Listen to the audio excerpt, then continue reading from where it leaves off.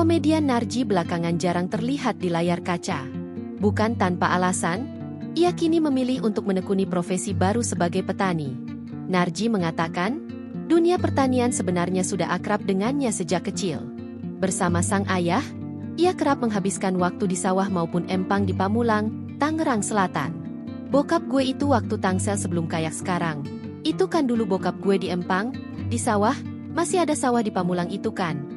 Gue kan suka ngikut bokap gue tuh, ngerawat ikan, nanem gurame, ikan mas, mujair gitu kan, di empang bokap gue gitu. Ujar Narji di Tendean, Jakarta Selatan, Senin, 15 September 2025. Tak hanya dari ayah, Narji juga belajar bertani dari sang nenek. Dari situ belajar, nenek gue masih punya sawah dulu, di Pamulang. Nah di situ di sawah itu gue belajar bagaimana bokap gue nenek gue tuh nandur, matun gitu. Dari situ gue belajar sampai sekarang gak bisa hilang. Darah petaninya kayak gitu. Lanjut Narji. Narji mengatakan, ia bisa memiliki lahan pertanian di kampung halaman berkat sang istri, Widianti, yang rajin berinvestasi.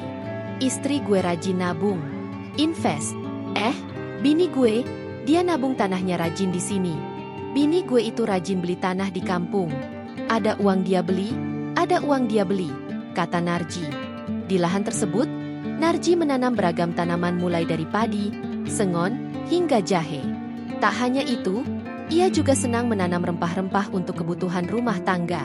Kayak dulu di belakang rumah gue, itu gue nanem bumbu-bumbu gitu kayak daun pandan, sereh, salam, kunyit. Jadi kalau masa itu bini gue bumbu-bumbu yang cuma kebutuhannya sedikit tuh tinggal. Kang, ambilin daun salam. Kang, daun sereh. Tutur Narji. Download Tribun X sekarang, menghadirkan lokal menjadi Indonesia.